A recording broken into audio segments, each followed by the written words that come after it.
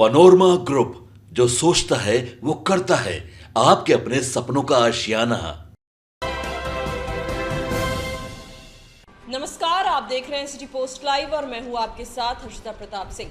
विधानसभा का चुनाव नजदीक है, ऐसे में तमाम नेता, तमाम दल तैयारियों में जुटे हुए हैं और इन सब के बीच अब एंट्री हो चुकी है जनसुराज के सूत्रधार प्रशांत किशोर की। प्रशांत किशोर ने भी ऐलान कर दिया है कि 2 अक्टूबर यानी गांधी जयंती को वो अपनी पार्टी लॉन्च करने वाले हैं और आने वाले विधानसभा चुनाव में 243 सीटों पर अपने उम्मीदवारों को चुनावी मैदान में उतारेंगे। ऐसा करके उन्होंने बिहार की पार्टियों की टेंशन बढ़ा दी है। प्रशांत किशोर के एक्स अकाउंट पर बिहार के सभी जिलों में प्रखंड स्तर तक कार्यकर्ताओं को पद आवंटित कर दिया गया है। पीके ने कहा है कि वे अगले साल होने वाले विधानसभा चुनाव के लिए पूरी तरह तैयार हैं। प्रशांत किशोर का कहना है कि आगामी विधानसभा चुनाव को लेकर वे 21 नेताओं की एक कमेटी का गठन करेंगे, जो पार्टी से जुड़े सभी मामलों को देखेगी।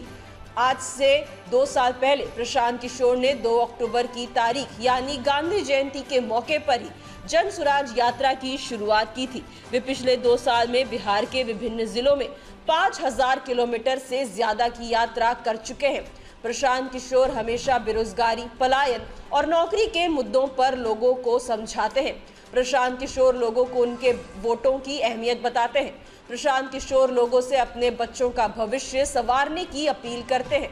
वे जाति और धर्म के अलावा बाकी सामाजिक कुचक्र से आगे बढ़कर खुद के भविष्य के लिए नेता चुनने की अपील करते रहे हैं। प्रशांत किशोर ने साफ कहा है कि बिहार विधानसभा चुनाव के आगामी चुनाव में महागठबंधन और एनडीए के खिलाफ खुद के बलबूते पर मैदान में उतरेंगे। 75 सीटों पर मुस्लिम उम्मीदवारों को टिकट देंगे। प्रशांत किशोर ने अपनी सभा में यह भी कहा है कि बिहार के मुस्लिम हमेशा डर का वोट करते हैं।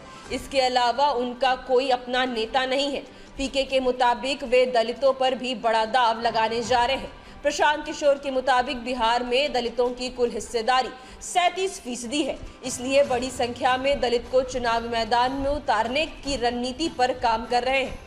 पीके की सियासी यात्रा मुख्यमंत्री नीतीश कुमार के साथ शुरू हुई। उन्होंने जेडीयू में प्रशांत किशोर को बड़ा पद दिया। बाद में किसी बयान और अनबन की वजह से पीके जेडीयू से अलग हो गए। हाल के दिनों में प्रशांत किशोर ने नीतीश कुमार और एनडीए के खिलाफ कड़ा बयान दिया है। प्रशांत किशोर ने कहा है कि आगामी चुनाव में जनता नीतीश और लालू यादव के 32 साल के शासन को उखाड़ देगी। पीके ने यह भी कहा है कि जैसे ही बिहार और दिल्ली के नेताओं को जनसुराज की हकीकत के बारे में पता चलेगा, उनके पैरों तले जमीन खिसक जाएगी। प्रशांत किशोर कुल मिलकर जेडीयू, भाजपा और आरजेडी के वोटों में सेंधमारी का प्लान कर चुके हैं। हालांकि आरजेडी उनको लगातार भाजपा का टीम बी करार दे रही है। एक और प्रशांत किशोर ये ऐलान कर चुके हैं कि 2 अक्टूबर यानी गांधी जयंती के मौके पर उनकी पार्टी लॉन्च होगी। आने वाले विधानसभा चुनाव में 243 सीटों पर अपने उम्मीदवार उतारेंगे।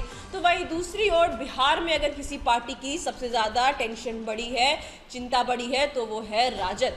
लालू यादव और तेजस्वी यादव की टेंशन बढ़ी है। इस बात को लेकर ये इस बात से साफ है जब राजद के प्रदेश अध्यक्ष जगदानंद सिंह ने एक पत्र जारी किया, जिसमें उन्होंने साफ साफ चिताया था अपने कार्यकर्ताओं, नेताओं को कि कोई भी जनसुराज का हिस्सा नहीं बनेगा। हमने आपको ये खबर पहले भी दिखाई थी जब जगदानंद सिंह ने अपने ही पार्टी के लोगों को चिता दिया था, चेतावनी दे दी थी कि कोई भी शामिल नहीं होगा जनसुराज में, जिससे साफ पता चल रहा है कि लालू यादव, तेजस्वी यादव की टेंशन प्रशांत किशोर बढ़ा रहे हैं। प्रशांत किशोर अक्सर नीतीश कुमार हो या फिर लालू तेजस्वी, सब पर हमलावर नजर आते हैं और अब वो सीधे तौर पर चुनाव लड़ने के लिए मैदान में उतर चुके हैं। 2 अक्टूबर को उनकी पार्टी लॉन्च होगी और आने वाले विधानसभा चुनाव में 243 सीटों पर उम्मीदवार वो उतारेंगे। अब प्रशांत किशोर की जनसुराज विधानसभा चुनाव में क्या कमाल करती है, ये देखना काफी दिलचस्प होगा।